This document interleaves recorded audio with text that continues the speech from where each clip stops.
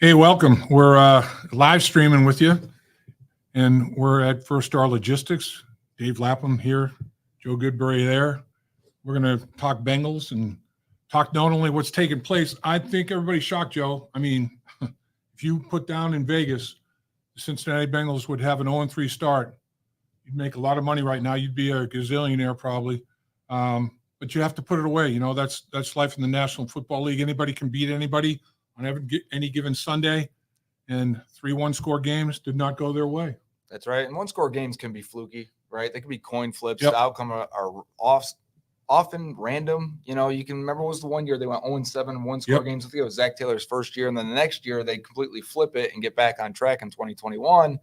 And you can kind of look at this and say, you know, a couple plays, maybe through the course of 3 games, a handful of plays probably change this outcome from 0-3 to 3-0. But you are what you are. They are 0-3. And while we're relishing in it and kind of disappointed in it, you got to flip the page and think, what's next? How do they fix it? Where do we go from here? Yeah, I mean, a wise old coach once said to us as a football team one year, and it was Forrest Gregg, and he basically was re-quoting Vince Lombardi, and we went 6-10 his first year and lost a ton of one-score games. Could have very easily been 10-6 or better.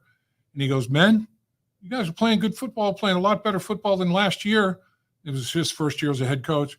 He goes, but you are what your record says you are.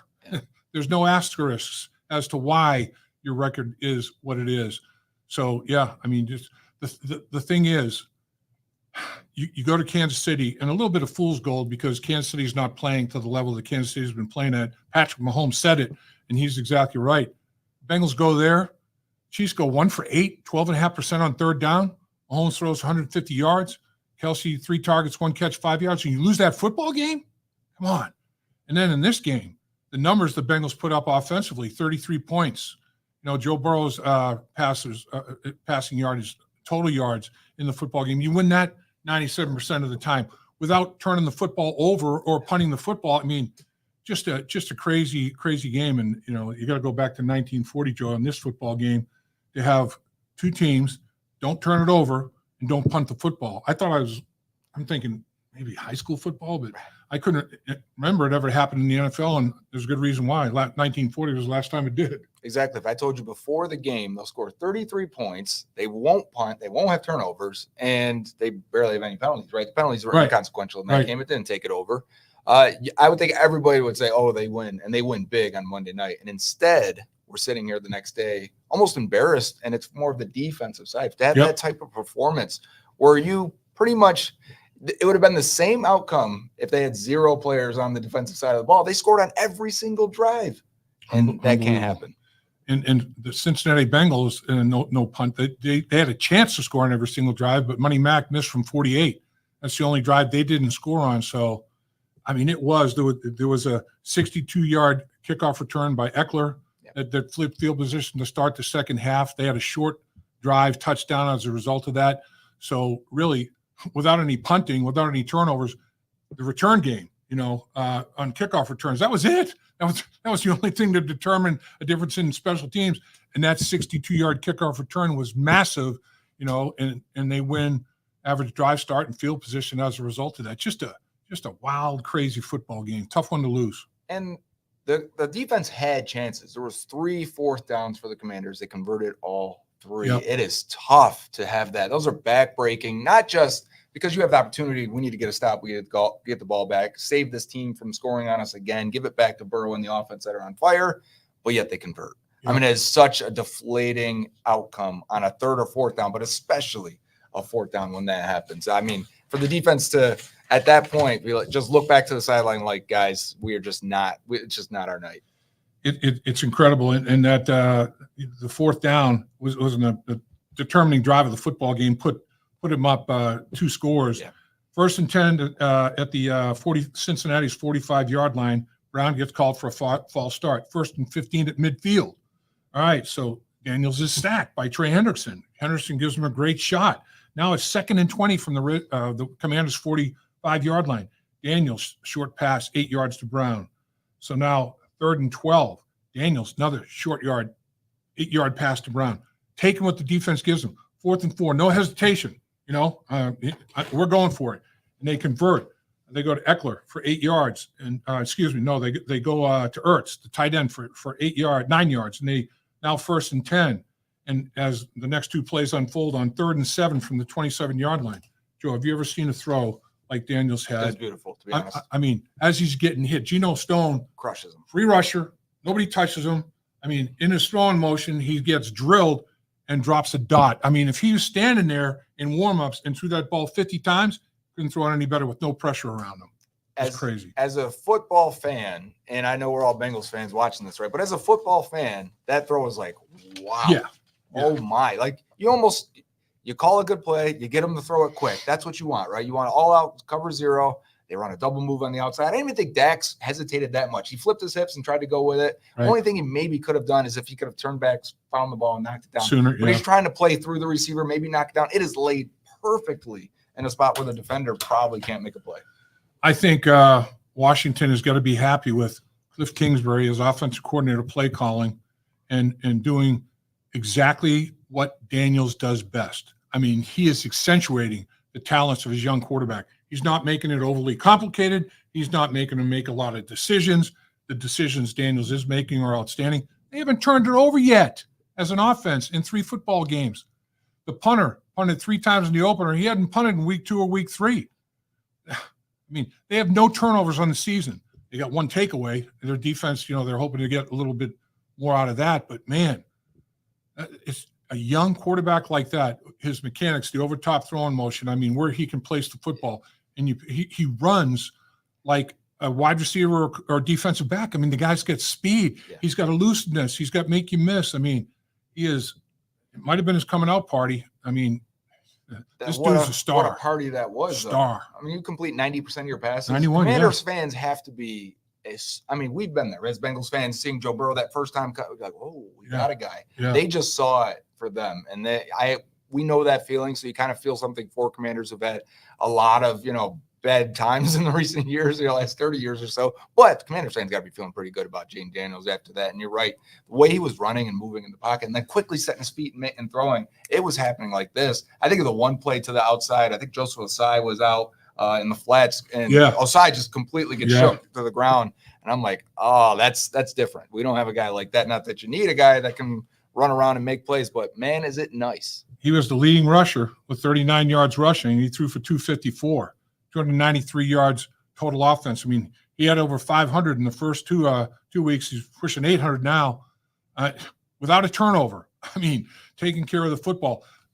It's nothing, real complicated. Zone read, run pass option, screens.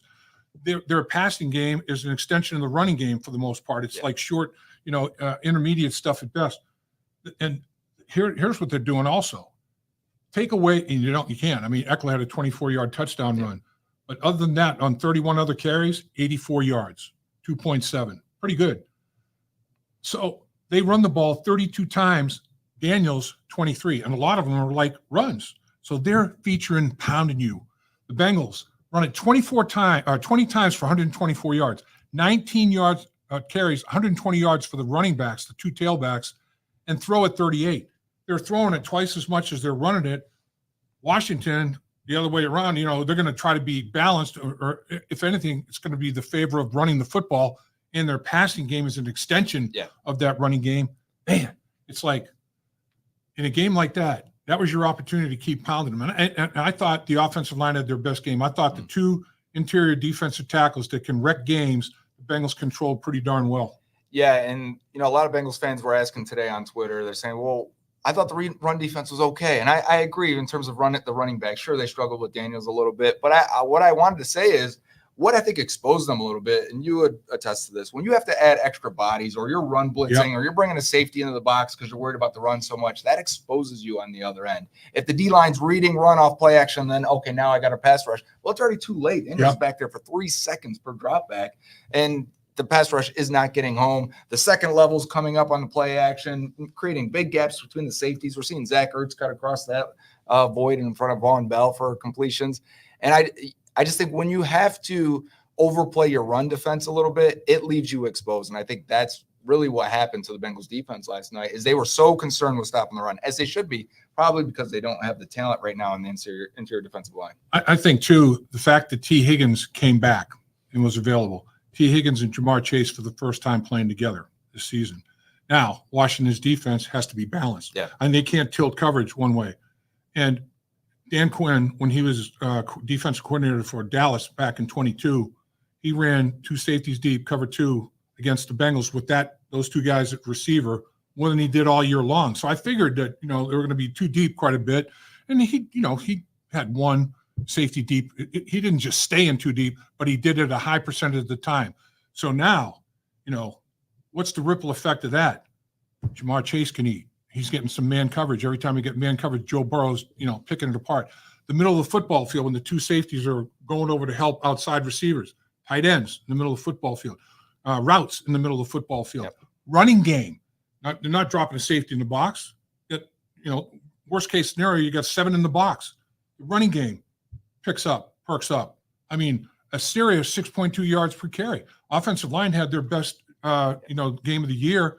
And a lot of it is because now you've got talent here, there, wherever you need it. And the defense has to be balanced. I mean, they can't say, okay, we're going to tilt and we're going to do that. We're taking this away. And we're taking too many things to take away.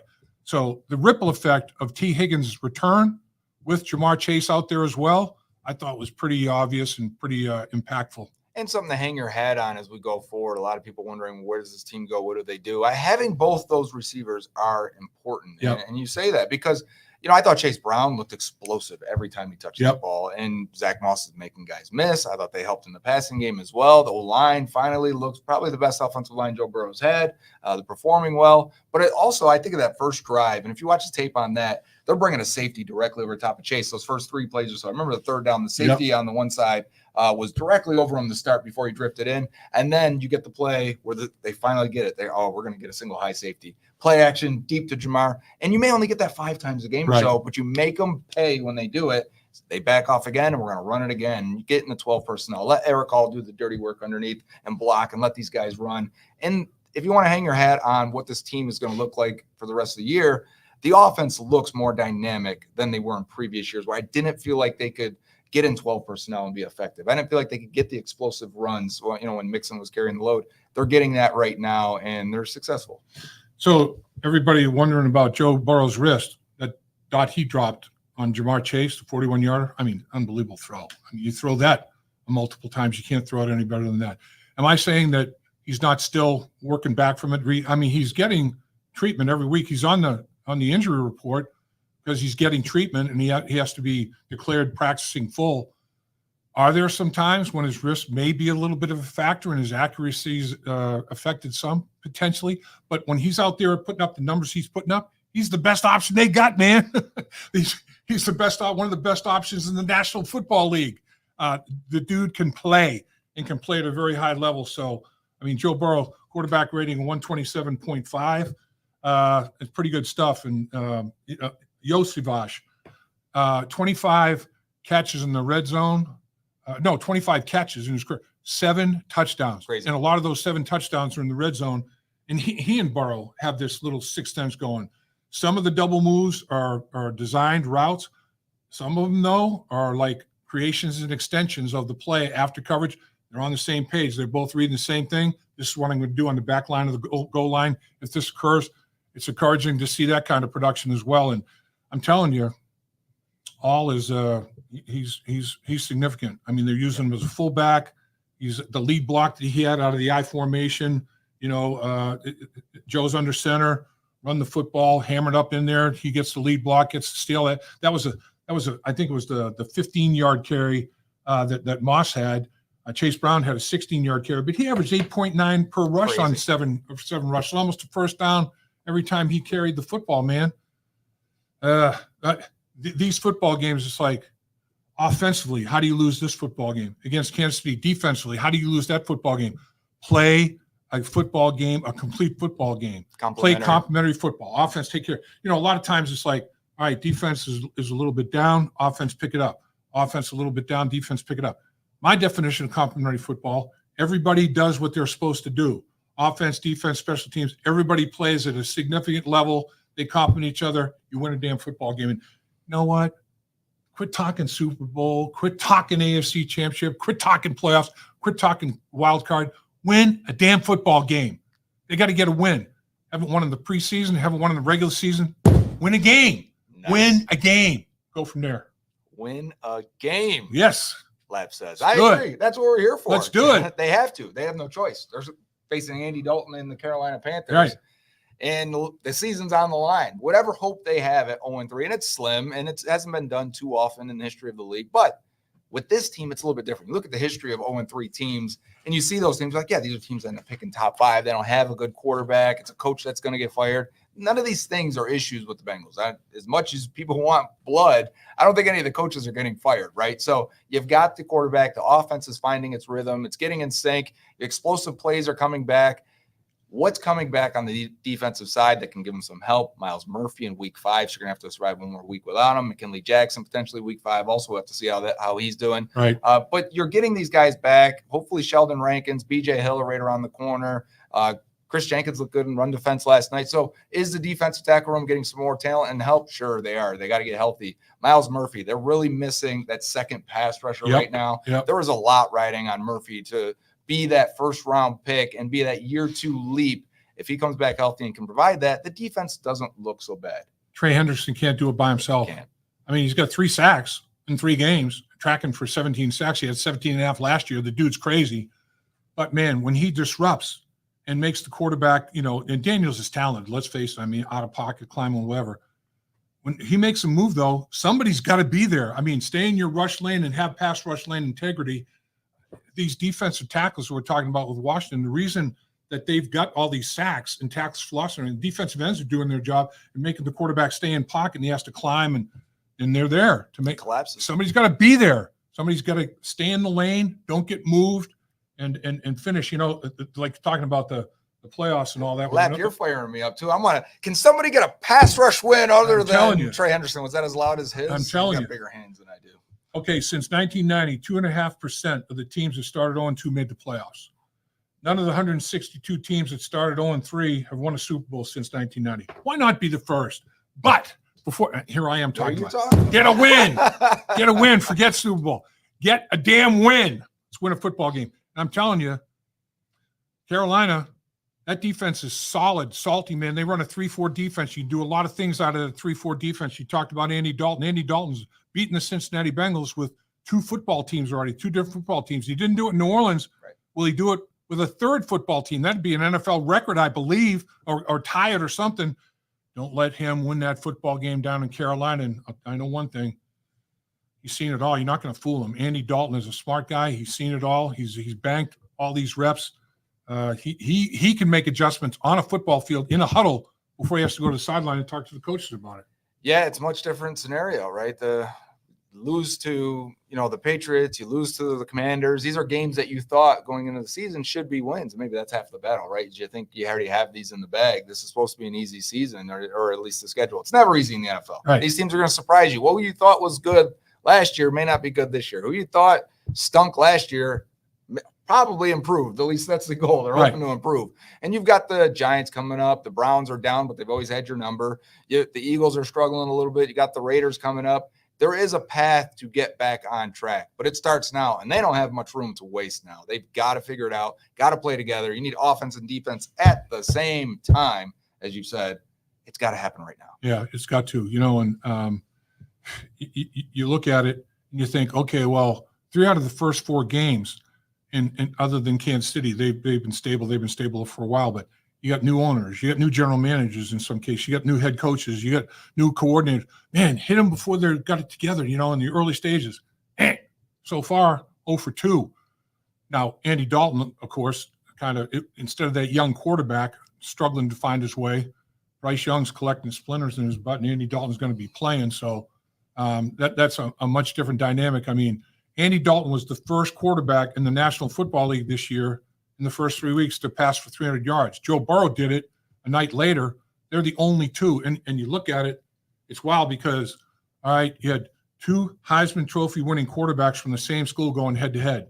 Second time in NFL history that took place, Daniels and Joe Burrow. And they put on an instant classic. In this one, two quarterbacks that played for the Cincinnati Bengals. Andy Dalton starts his career as a second-round pick with the Cincinnati Bengals, has a lot of success, 5 straight playoff appearances. Doesn't win one of them in the playoffs, but he has great success. Now, here they go. They're going against each other.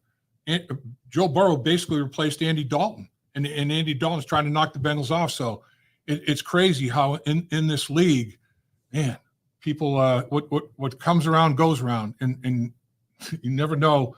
Like you said, Joe, on any given Sunday, man, you can't take anything for granted. And look at how different the Cincinnati Bengals are from last year, roster-wise. The Bengals aren't the only team in the league, dudes. I mean, all 32 teams, 31 others are doing the same thing. So predicating it on what you saw last year or whatever can be a totally different ballgame. That's the beauty of the NFL. It's the greatest live television show there is. That's why it gets the ratings it gets. That's why the networks pay the gazillion dollars they pay. I wonder if the third biggest market for last night's game was Louisiana, New Orleans, Baton Rouge. You know what I mean? Watching Jayden Daniels and Joe Burrow go at it. Those LSU fans must have loved that. Put on a show like that where each guy looks at the top of their game. And Jamar Chase, throw him in there as well. Of course, I mean, he's an LSU dude. I mean, yeah, it's unbelievable. The National Football League, it takes the country by storm every single fall. It's the number one rated show by a significant margin every single week is one of the Sunday night, Monday night, what a special night. And then you'll see like a 4:30 game that gets a big part of the audience nationally. It's crazy. If it's not the most watched, it's never below number 2 and number 3. There's no doubt about that. That's part of the pain too, is when you are a football fan, your team goes out there and can't win that game on Monday night, Sunday night, Thursday night, whatever it may be. Everyone's watching the Bengals, ready for them to get back on track, and they can't do it, right? They can't, especially, it was the defense, not so much the offense this time. But yeah, to do that on a national stage, that probably fires them up in the locker room a little bit more. And I'll tell you, man, as a former player, walking out onto that stadium for the home opener, the juice was crazy.